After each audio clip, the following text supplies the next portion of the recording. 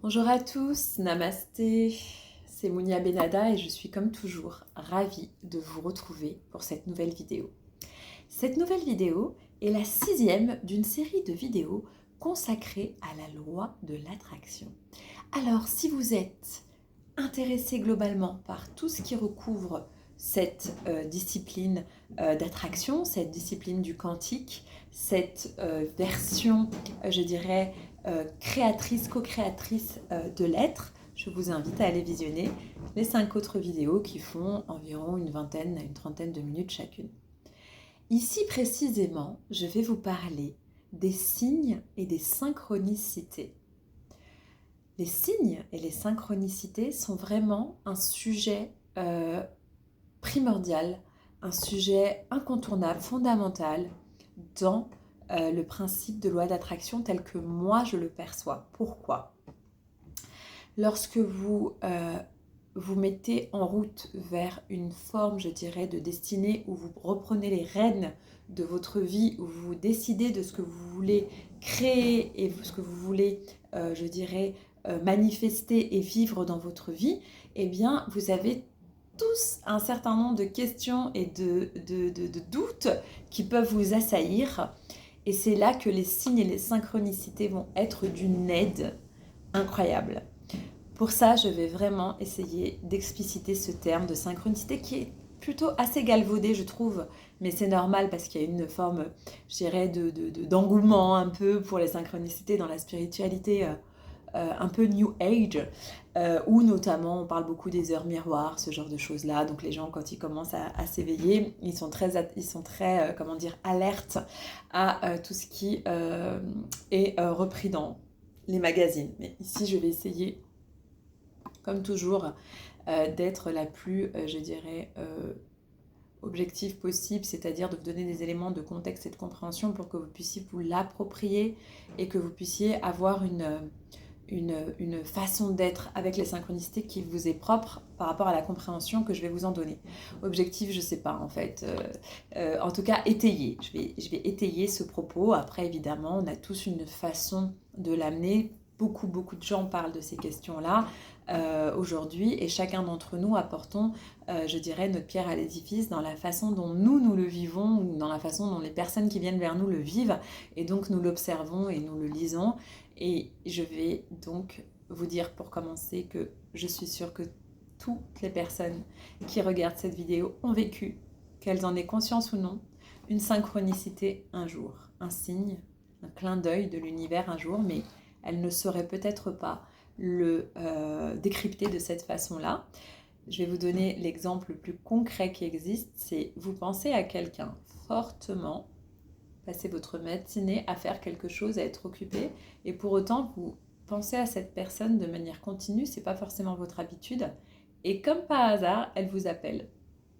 Et là, vous allez lui dire, mais je pensais à toi ce matin, je n'arrêtais pas de penser à toi. Bon, c'est un signe que cette personne entrait en contact avec vous. C'est pas forcément, je dirais, transcendant pour votre destinée. Après, ça dépend qui est au bout du fil. Mais c'est une forme je dirais, de joyeux hasard qui peuvent exister sur cette terre, dans la façon dont nous pouvons le vivre et qui est partagé, je pense, par plusieurs personnes, de la même manière que si vous rencontrez une même personne à plusieurs endroits différents, ça va vous paraître un peu bizarre de voir la même personne à des endroits où il y a peu de chances que vous vous croisiez normalement. Ça aussi, c'est une synchronicité. Mais je vais vous expliquer tout ça. Donc, vous avez tous été témoins, de toute façon, que vous en ayez conscience ou pas, de synchronicité, mais vous ne les utilisiez pas forcément consciemment vers vos objectifs. Et moi, j'ai essayé de vous amener à ça dans la loi de l'attraction, à voir comment vous allez pouvoir, grâce aux synchronicités, aux signes, réajuster, comprendre, que ce soit de façon, je dirais, de signes positifs vers votre but ou négatifs, de pouvoir comprendre ce qu'on est en train de vous dire, ce qu'on est en train d'alerter dans votre conscience pour pouvoir atteindre vos objectifs avec sérénité. Alors, l'idée, donc, c'est de reconnaître ces signes et de pouvoir les utiliser comme indicateur de satisfaction ou non de ce qui est en train de se passer et de pouvoir surtout les interpréter correctement.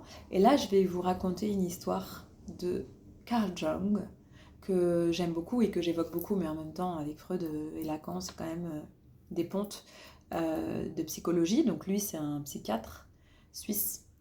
Et lui définit la synchronicité comme étant une occurrence simultanée de 2 ou plus d'événements qui n'ont pas forcément de relation de cause entre elles. Donc qui ont par contre un sens pour la personne qui les vit. C'est très important, ça. Si vous avez pensé à quelqu'un que moi je ne connais pas et cette personne vous appelle, ça ne va pas faire sens pour moi. Ça ne va pas forcément me dire tiens, c'est une synchronicité. Par contre, vous, cette personne, vous la connaissez, vous pensez à elle, forcément, ça va vous faire réfléchir au sens de avoir pensé toute la matinée à cette personne et qu'elle vous appelle en fin de matinée. Carl Jung, il nous dit qu'il y a au moins 2 événements, donc ça c'est une autre forme de synchronicité, je dirais les signes vraiment forts, au-delà de penser à quelqu'un et de l'avoir en ligne ou de le rencontrer. L'autre forme de synchronicité qui est en fait la plus courante qu'on utilise en spiritualité, c'est cet enchaînement d'événements, au minimum 2, moi je dis même 3, pour être sûr, au minimum 2, 3, où il y a des éléments qui convergent vers le même sujet ou vers la même chose qui vous touche, soit quelque chose que vous êtes en train de vivre en ce moment, une interrogation intérieure que vous avez, des questionnements, un projet, et là vous avez 2 voire plus d'événements, et je vais vous expliquer quels sont les types d'événements pour que vous puissiez reconnaître les signes, les principaux qui existent. Et bien, ces signes-là vont vous donner des informations sur ce sur quoi vous êtes en train d'attirer l'attention du champ unifié pour attirer à vous quelque chose. Vous avez une information qui vous est rendue, pas forcément sous forme de ce que vous avez demandé tout de suite. Rappelez-vous, il y a un temps tampon entre ce que vous demandez et ce que vous recevez. Si on recevait tout de suite, on manifestait tout comme ça, on ne serait pas forcément capable d'avoir de la gratitude pour ce qu'on a déjà. Donc, il faut avoir toujours cette patience et ce lâcher-prise que je vous explique dans une des vidéos. Et donc, dans cette vidéo, je vous explique vraiment que vous demandez quelque chose comme si vous demandiez au restaurant un repas et vous n'arrêtez pas toutes les 5 minutes à aller chercher le serveur ou le cuisinier pour lui demander où il en est. Vous faites votre vie, vous prenez l'apéritif et ensuite arrivera cet événement. Eh bien, entre le moment où cet événement arrive dans votre vie, si cela est juste pour qu'il arrive, il y a ce lâcher-prise à avoir, mais il y a également à être attentif aux synchronicités telles que définies par Carl Jung.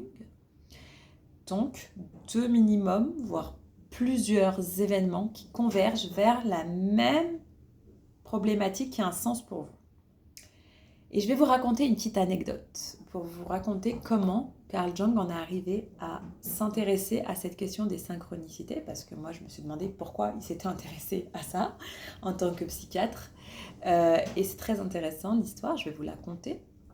En fait, il avait une patiente avec laquelle il avait vraiment du mal à la faire bouger, il avait du mal à la faire avancer, il avait l'impression de stagner pendant les séances et il commençait un peu à s'interroger sur comment il allait faire pour l'aider à s'ouvrir d'esprit pour régler ses problèmes parce qu'en fait il la trouvait très très cartésienne et elle avait vraiment aucune ouverture à la spiritualité. Donc il n'y avait aucune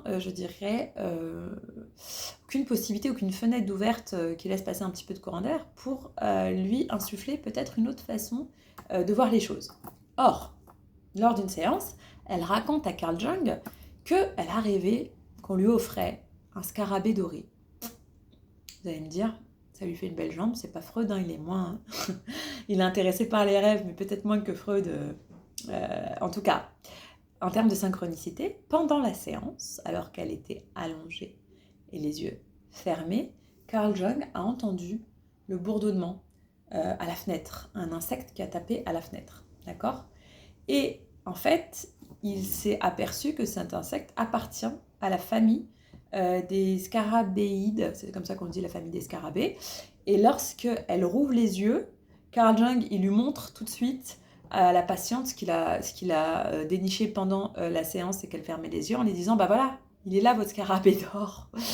Alors, quand il lui montre, et c'est une histoire vraie, cet insecte de la famille de celui qu'elle a rêvé doré, et ben elle, ça a eu un sens pour elle et ça lui a ouvert la conscience qu'il y avait peut-être quelque chose qu'elle, effectivement, n'avait pas compris par rapport à ses problématiques et qu'il fallait qu'elle s'ouvre à la compréhension de ce qu'était en train de lui expliquer Carl Jung. C'est là que Carl Jung il s'est dit « Waouh, elle était nationaliste cartésienne et d'un coup, il y a un insecte qui tape à la fenêtre en plein milieu d'une séance avec elle, alors qu'elle lui raconte ce rêve de scarabée doré. Ça fait sens pour elle. Et là, Carl Jung se dit, c'est quand même bizarre cette histoire, qu'il suffit finalement qu'elle découvre ça en séance et qu'il y a cette, je dirais, ce joyeux hasard, hein, pour que elle, finalement, accepte de s'ouvrir. Donc, c'est là qu'en fait, il y a eu les premières études, premières réflexions sur cette question de synchronicité à partir de Carl Jung, mais il y en a eu d'autres. Il y a eu des travaux d'Américains, toujours, hein, on est toujours... Voilà, d'Autrichiens aussi, et qui ont essayé de rechercher un peu le caractère universel de cette chose.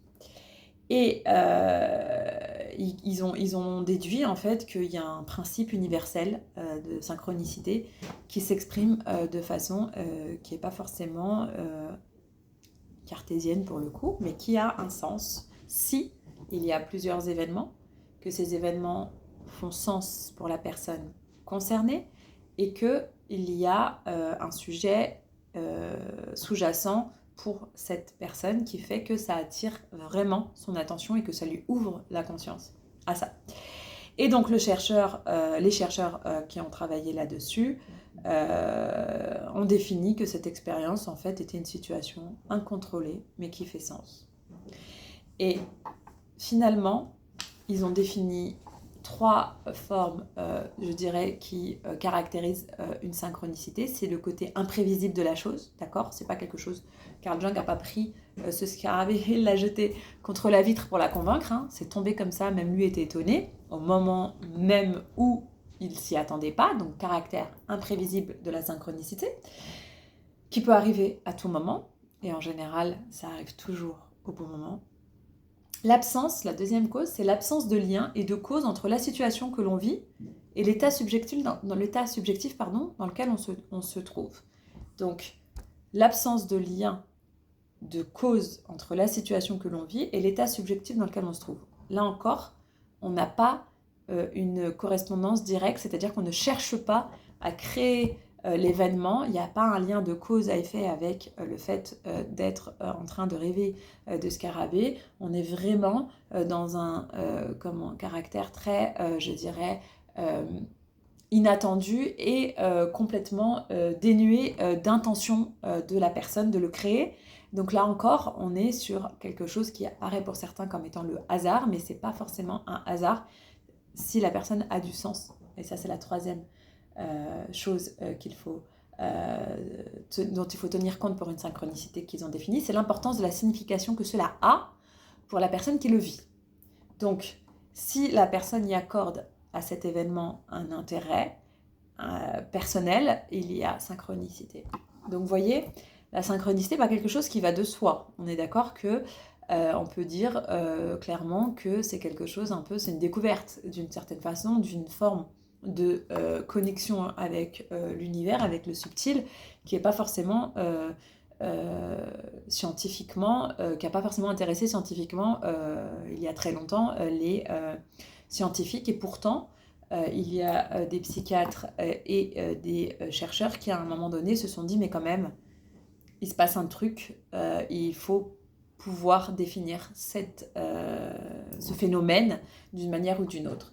Et ce phénomène, eh ben, le fait qu'il y ait plusieurs fois le même événement qui se reproduit, donc ça, c'est l'interprétation qui aurait pu rester à l'état de « c'est pas une synchronicité », d'accord ? Sauf que le fait que ça a un sens pour la personne, ça fait que ça devient un signe de l'univers, parce que ça a un sens précis pour la personne qui le vit. Et là, on ne peut pas nier le caractère étonnant de la chose qui vient vous donner une information sur quelque chose qui vient à l'intérieur de vous.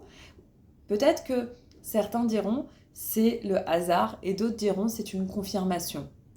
Lorsque vous prenez le chemin spirituel où vous commencez à chercher à être dans votre destinée, à partir non pas de votre ego mais de vos idéaux et de votre cœur, vous allez ressentir profondément qu'il s'agit d'une synchronicité. Et c'est ce que je voulais vous transmettre, c'est que n'essayez pas de rationaliser tout le temps. Il y a dans les synchronicités quelque chose de très personnel, quelque chose qui va faire sens pour vous, ne va pas faire sens pour l'autre, donc il ne faut pas aller valider ça avec les gens, il faut aller valider ça avec votre cœur et votre âme. Est-ce que la chose qui s'est passée 2 fois minimum, voire 3, 4 sur le même sujet a une résonance directe avec vos pensées ou quelque chose que vous souhaitez ou une interrogation que vous... Je vais vous dire. Vous allez vous poser la question, il faudrait peut-être que je change de métier et vous allez commencer à réfléchir à un métier et vous allez avoir 2-3 événements où vous allez à la radio entendre quelqu'un parler de ce métier, des gens à une terrasse de café parler de ce métier et votre beau-frère ou votre belle-sœur vous dire « Tiens, j'ai une amie qui m'a parlé de changer de travail, elle veut faire ça. » Pour vous, forcément, vous allez vous dire « Mais est-ce que c'est pas en lien avec... » lorsque vous avez maîtrisé le concept de synchronicité, est-ce que c'est pas en lien avec ce que je cherche à faire et est-ce que ce n'est pas un signe encourageant de l'univers pour valider ce qui vit dans mon cœur et me donner, entre guillemets, le petit clin d'œil de « let's go ».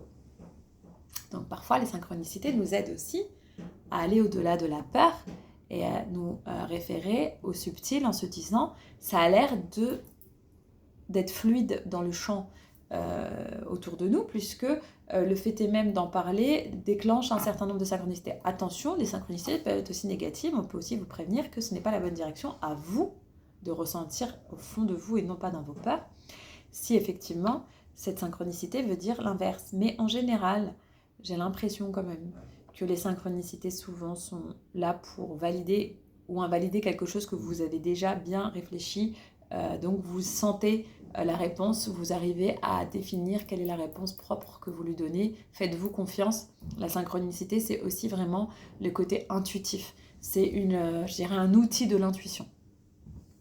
On me demande souvent comment on fait pour savoir si c'est l'intuition ou le mental. Lorsqu'il y a des synchronicités, c'est pas le mental. Hein. C'est pas le mental.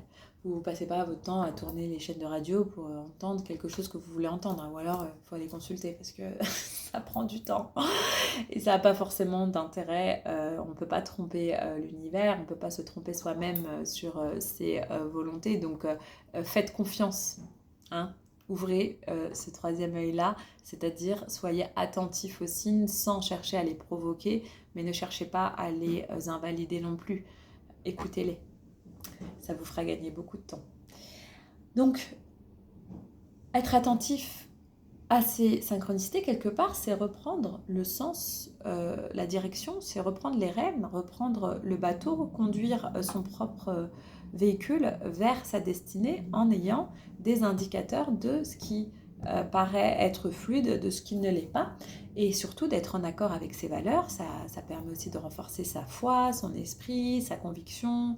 C'est pas évident dans certains sujets des fois de se lancer sans qu'il y ait aucune, je dirais, garantie. Les synchronicités aussi peuvent vous aider à vous rassurer.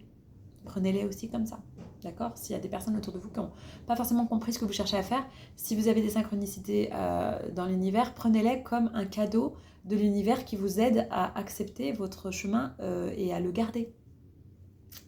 Donc, soyez en accord avec vos valeurs, regardez comment les synchronicités vont dans le sens de vos valeurs et reprenez votre destin en main grâce aux signes. Et maintenant, je vais vous parler des signes.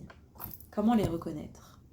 Donc, je vous ai dit tout à l'heure, le plus simple, c'était vous pensez à quelqu'un et on vous appelle, mais ça, vous avez vu qu'on est sur une synchronicité, on est plutôt sur un phénomène où vous pensez à quelqu'un tellement fort que soit vous avez pressenti que cette personne allait vous appeler, soit vous pensez tellement à elle que vous lui envoyez une information, si on part du principe qu'on est sur des fréquences et que nos pensées émettent une fréquence et que nous sommes tous reliés les uns aux autres et encore plus avec les gens qu'on connaît, si on pense fortement à quelqu'un, il y a des chances que cette personne pense aussi fortement à vous et que vous vous appeliez. Bon, je ne vais pas faire un sujet là-dessus, c'est pas ce qui m'intéresse dans cette vidéo. Ce qui m'intéresse dans cette vidéo, c'est de vous expliquer les synchronicités qui sont beaucoup plus subtiles. Donc il y a les heures miroirs où en fait on dit que ce sont les heures angéliques et il y a énormément sur internet de littérature là-dessus. Vous trouvez à chacune des heures miroir, la signification, vous regardez si ça fait écho avec ce que vous vivez en ce moment. Alors moi j'ai tendance à dire les heures miroirs, c'est bien au tout début du travail, parce que ça rassure les gens qui commencent à changer de voie et aller plus vers l'alignement de leur âme avec la vie sur Terre, leur, je dirais, être profond. Lorsqu'ils voient des synchronicités de type heure miroir, ont le sentiment, en fonction de leurs croyances, qu'ils sont protégés, aidés, guidés, et ça les aide à cheminer sur ce chemin. Donc ça, c'est la première chose, les heures miroirs. La seconde chose, donc, c'est, et puis vous pouvez voir la même heure miroir pendant 2, 3, 4 fois dans la journée en mode inversé, hein, ça aussi, ça crée le phénomène de synchronicité. Ensuite, vous allez pouvoir entendre des conversations, comme je vous ai dit tout à l'heure, complètement par des inconnus qui vont avoir trait à votre sujet. Et ces personnes ont l'air de parler de votre situation alors qu'ils ne vous connaissent pas. Et ça se reproduit peut-être 2 ou 3 fois dans la journée ou dans la semaine. Vous avez chez le boulanger quelqu'un qui évoque le même sujet avec quelqu'un d'autre. Vous tournez la tête, ça peut être une conversation dans un, je dirais, contexte complètement en dehors de votre champ de réflexion. Ça peut être en soirée, ça peut être dans un restaurant. Et vous vous dites, mais c'est pas possible, ils sont en train de parler de la même chose que ce que je suis en train de penser. Ça peut être sur un panneau publicitaire.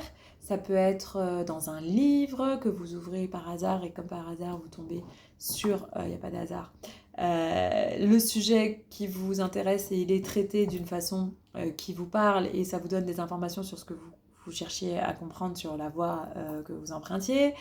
Ça peut être la radio, entendre une émission de radio sur pile le sujet que vous êtes en train d'évoquer intérieurement pour savoir si c'est bon pour vous ou pas. Ça peut être un cadeau que quelqu'un vous fait et il ne savait pas du tout que vous pensiez à ça et il vous offre ou elle vous offre cette personne quelque chose qui est en lien direct avec ce que vous ressentiez à l'intérieur de vous comme questionnement. Vous voyez, s'il y a plusieurs événements comme ça, vous pouvez être en train de conduire, tourner la tête et voir écrit sur un camion la réponse à quelque chose qui intérieurement vous taraude, quoi, une question qui vous taraude et vous n'arrivez pas à y répondre avec votre cœur, avec votre âme. Vous tournez la tête, vous avez l'impression que le camion vous parle, vous n'êtes pas fou. C'est une synchronicité. Voilà, vous avez énormément, je dirais, de façons de vivre ces synchronicités.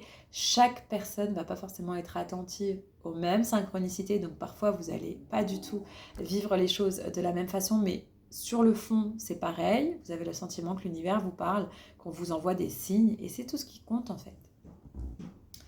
Si vous n'avez pas de synchronicité jamais sur aucun sujet que vous abordez, demandez-vous si vous êtes dans votre ego ou si vous êtes dans votre âme. Ce que j'observe, et là c'est très personnel, hein, c'est quelque chose qui implique ma pensée, c'est que lorsque les gens sont dans quelque chose qu'ils aiment réellement, lorsqu'ils sont dans le chemin royal de leur âme, en général les synchronicités arrivent. Il y a comme un magnétisme entre la personne et les synchronicités qui fait qu'ils gagnent à tous les coups plein de signaux parce qu'ils sont dans le bon en fait. C'est-à-dire que même si à l'intérieur d'eux ils peuvent être un peu perdus sur est-ce que c'est jouable ou pas, est-ce que c'est viable mon projet, est-ce que j'ai raison de penser ça, est-ce que c'est possible, ils ont plein de choses à l'extérieur qui viennent conforter que leur désir est quelque chose qui est déjà vibrant, qui est déjà existant. Je crois sincèrement qu'il y a une graine à l'intérieur de nous qui, elle, est déjà le chêne en fait. Et lorsque vous décidez de faire sortir ce chêne à l'intérieur de vous qui fait partie de vos idéaux et non de votre ego, donc de vos valeurs, de votre être profond, de votre être soigné de toutes ces maladies de l'ego, et bien là, à mon avis, l'univers, il n'y a pas de résistance en fait, hein, il y a comme une évidence qui se met en place. Et c'est comme si c'était le petit pousset qui mettait les petits cailloux sur votre chemin pour vous dire tu veux te mettre en marche vers ton âme, et bien regarde que nous avons plein d'informations à te donner pour te permettre de cheminer sur le chemin de ton âme et de te sentir aligné et plein de gratitude. N'oubliez pas, la gratitude est vraiment aussi quelque chose qui accélère les synchronicités et la manifestation. Donc j'insiste, beaucoup là-dessus depuis ces dernières vidéos, notamment depuis la pleine lune, parce que je sais que c'est un élément qui est tellement simple en apparence, mais qui l'esprit parfois a du mal à l'accepter, parce qu'on a un côté dans l'esprit qui pense négatif beaucoup plus que positif, et ça c'est dû à notre, je dirais, condition d'être humain. Donc les personnes comme moi sont là pour vous entraîner à être des gens qui sont plus forts que leur esprit, d'accord? Il faut être plus fort que la négativité, que la petite voix toxique dans votre tête qui vous raconte n'importe quoi. C'est pas de sa faute, d'accord? C'est pas un ennemi, l'ego, c'est quelqu'un qui essaie de vous protéger, vous êtes en mode survie. Et d'ailleurs, je vais faire une petite parenthèse ici, puisque je suis à la 6e vidéo quand même sur le loi d'attraction. Comme je l'ai dit pendant toutes les vidéos, je ne sais pas le petit génie de la lampe qui sort et vous demandez tout ce que vous voulez. Et ça demande quand même un travail et un alignement. Pour ça, je vous invite à pratiquer du yoga aussi. C'est très bien pour l'alignement lorsque vous souhaitez manifester, d'être en accord corps, cœur, esprit. Donc faire des postures qui permettent ça, ça peut que vous aider. Travailler votre respiration, ceux qui ont du mal à manifester, ceux qui ont du mal à vivre des synchronicités, ceux qui sont en fait en mode survie tout le temps, c'est que votre système nerveux a pris des habitudes malheureusement qui sont devenues quasi, je dirais, impénétrables, entre guillemets.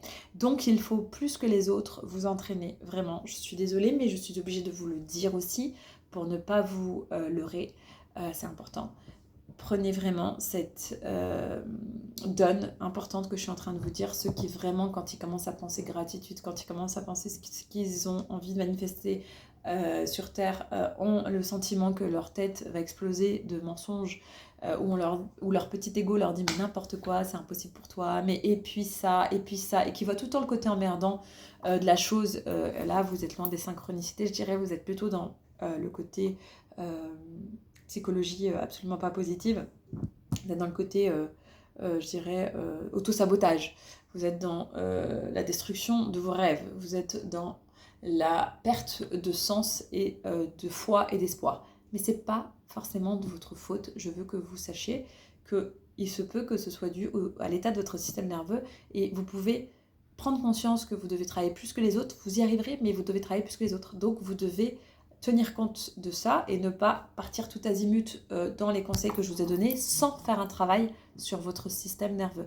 Moi, je vous ai donné quelques exemples, mais il faut absolument, si c'est très lourd, consulter, y compris peut-être un psy ou un psychiatre pour essayer de travailler ça en profondeur. Peut-être qu'il y a des traumas, peut-être qu'il y a des choses qui ont été occultées, peut-être que voilà, que la simple... Moi, vraiment, je considère que l'énergétique est un complément à la psychologie et la psychiatrie et évidemment et en aucun cas un substitut à la santé tel que vos médecins vous préconiseront.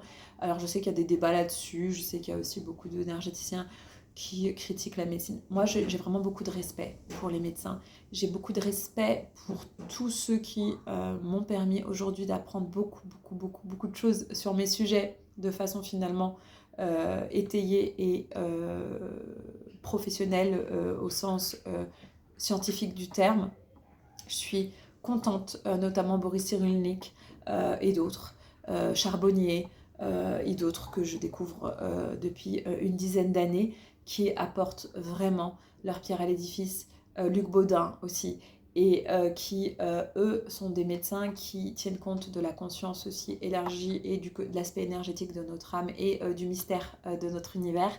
Et je considère que toujours vous devez vous fier d'abord à vos intuitions sur vos professionnels de santé, c'est-à-dire trouver un bon médecin, lui faire confiance et écouter ses conseils et pratiquer à côté les miens. Et quand vous sentez de toute façon que quelque chose vous perturbe ou que vous n'y arrivez pas, stoppez ce que je vous propose ou prenez rendez-vous avec moi, demandez-moi que je puisse vous orienter aussi et essayer de comprendre où se trouve votre difficulté pour que vous ayez voir le bon praticien. Moi, je vous alerte vraiment sur le fait de ne pas mettre je dirais, votre argent et votre temps juste sur des soins énergétiques sans faire un travail de fond. Ça sert à rien. Vous allez bâtir votre vie, votre destin sur un château de sable ou un château de cartes et tout va s'effondrer au premier vent.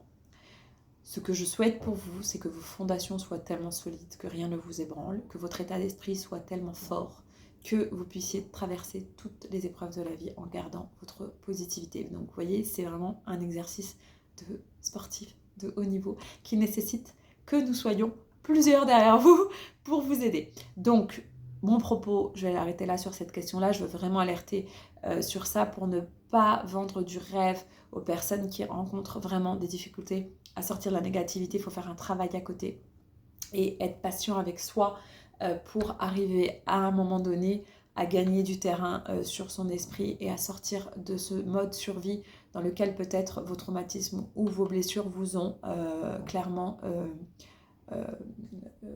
entraîné malgré vous, quelque part. Puisque si vous regardez cette vidéo, c'est que vous cherchez à être positif. Mais voilà, il ne faut pas être positif toxique. Ça ne sert à rien. Il faut être objectif et il faut être patient avec soi. Le travail, c'est sur toute la vie, donc vous avez le temps. Et puis bon, ça s'arrête même jamais. Donc prenez vraiment soin de vous, de votre état psychologique et ne remettez jamais votre pouvoir dans les mains de qui que ce soit d'autre que votre intuition et des professionnels autour de vous qui ont les capacités et les connaissances pour vous aider. D'accord ? Donc, par contre, je vous souhaite à tous vraiment de connaître cet aspect divin, cette façon de vivre qui facilite la vie, cette façon de ne pas tout vouloir, tout savoir tout le temps et juste laisser faire, lâcher prise, écouter les synchronicités, être ouvert à entendre les messages, les accepter, ne pas en faire tout un plat avec le mental si c'est pas le bon chemin. Eh bien, accepter la situation, lâcher prise, on va vous montrer la suite, vous inquiétez pas. Il faut maintenir un état d'être qui soit un état de gratitude, d'accord ? Parce que même quand vous gagnez pas, vous apprenez. Je crois que c'est le grand... Oh, j'ai perdu son nom. Martin Luther King qui disait « Soit je gagne, soit j'apprends ». Et il a raison. Mais il disait aussi « Qui sommes-nous pour ne pas briller ? Qui êtes-vous pour ne pas briller ?» Si vous avez la possibilité de faire briller votre âme dans cette incarnation, je vous le souhaite de tout mon cœur et j'espère que mes vidéos vous aideront à comprendre le fonctionnement de l'univers, des lois universelles, en complément de la psychologie, en complément de la médecine et toujours avec le meilleur de ce que je peux vous apporter en toute honnêteté à ce jour. Voilà, j'espère que cette vidéo vous aura plu. Je vous dis à très bientôt pour une nouvelle vidéo sur ma chaîne. Namasté, et vous pouvez, si vous le souhaitez, mettre un petit like pour m'encourager et faire connaître ma chaîne. Je vous embrasse, je vous dis à très bientôt.